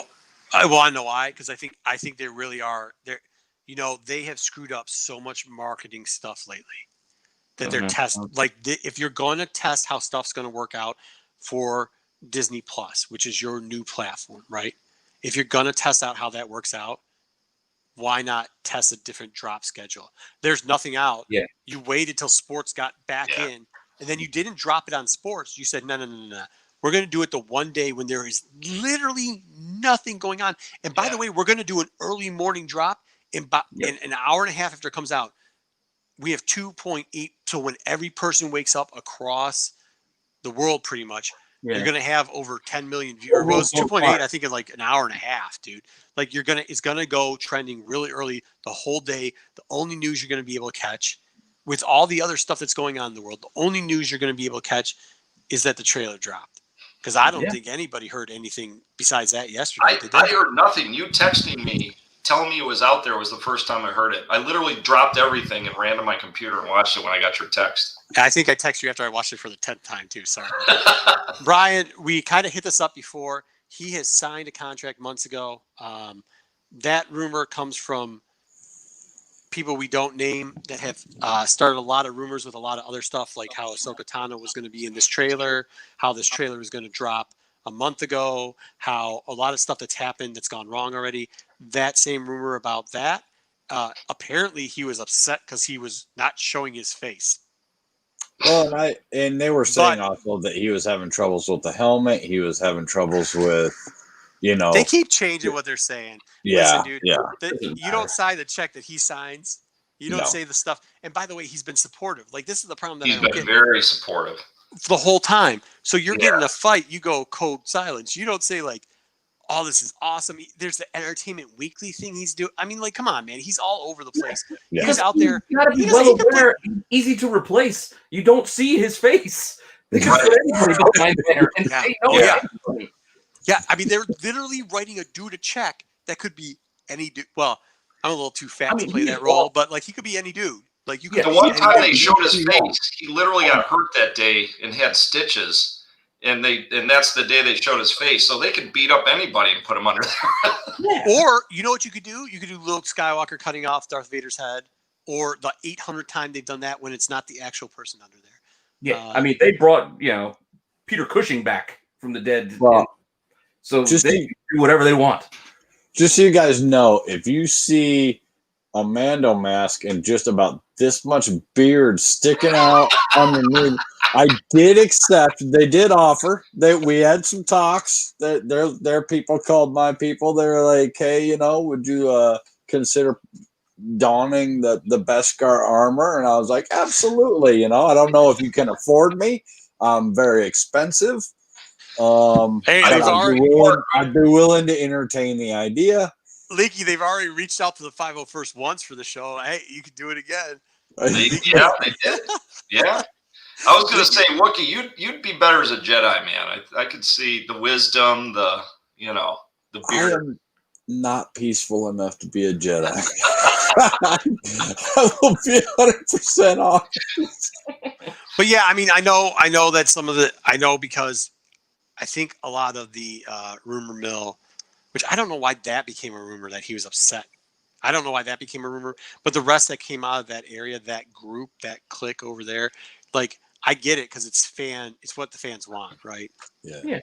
But sometimes, as usual, it's not what we need. So we'll see what they do. They had to come up with some why everything was radio silent. Like they were just inventing some rumor because everything was so in the dark and quiet.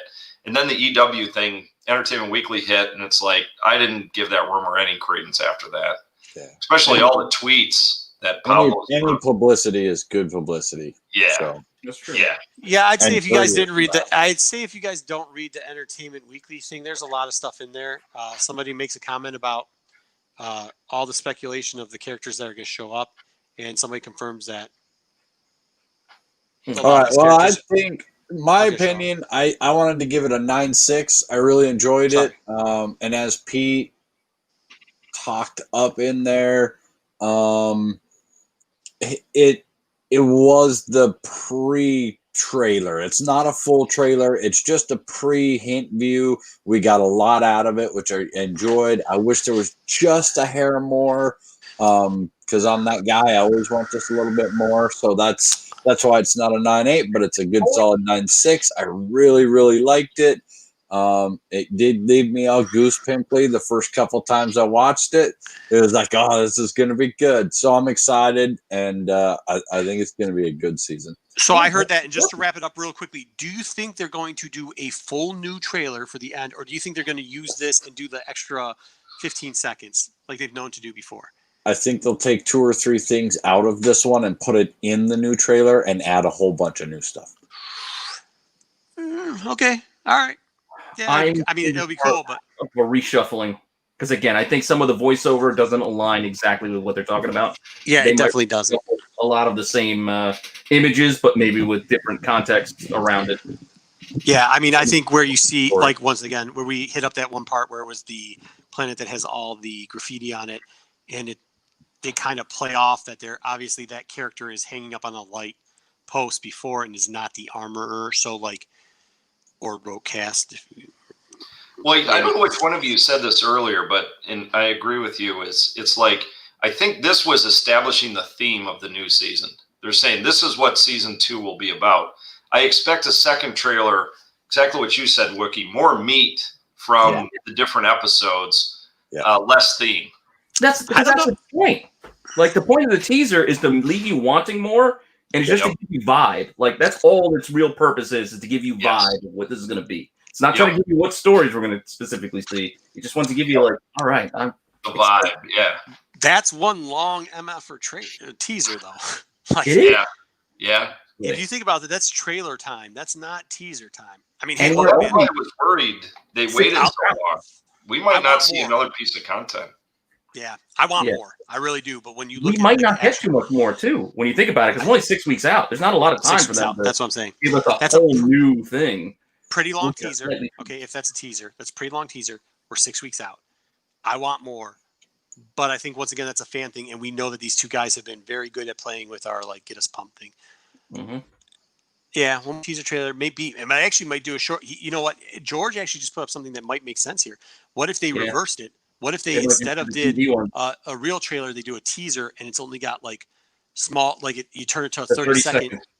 Yeah, the 30-second chops. They give you the little quick hits instead. Throw it on like the Monday night before because they own Monday night's on ABC, right? It's on Disney Channel, right? Well, Monday night's on ESPN, which Disney still also Disney owns. Channel. So Exactly. You do it on like you do whatever Sunday or wherever you do it on something like that or you do it right. Hey guys, I have one last thing to say. After Mandalorian ends, don't unsubscribe your Disney Plus because there's one more Star Wars thing hitting this year, the Lego Christmas special. So make sure you stick around for that. And it's going to pay homage to the original one. So we're trying to get Paul. So everybody, if you see Paul W., we are trying to shoot. He's never seen the Christmas special. We're trying to shoot a special episode of Tales from the Darkside with Paulie W. After reviewing it. So if you see Paulie in the streets, could you do it like those two kids that heard In the Air Tonight for the first time? Could you film his reaction to seeing the Christmas special for the first? I think we might have to do it live. I wasn't going to do it live, but I think this has been going so well with everybody. Like, we got everybody who really has. George, you've been great there. Rob, I'm thanks so for excited for that episode, man. I'm so excited. Jedi Johnson once again. I mean, everybody that's been in there. I know. What's the guy? The guy that's got the name with the Comic Fun Skybox 57. Joe. Everybody else that's been in it. I really appreciate it. You guys have been doing a good job. So I really think we might have to do it because like Paulie. Man, Paulie's good. I love Paulie, man. He's a good cat. All right. He does. Brian, give it to us. Hey, Solo, tell him what to do. Then Brian, please get us out of here. I got to get some sleep. All right, everybody go and force smash that subscribe, force choke that bell, and saber strike that like button. And remember to always come back and see the most handsome faces this side of the galaxy. May the force be with you. Always. Always. Always. All right, McClay, take us out. Thank you, George. Fat Club, bro.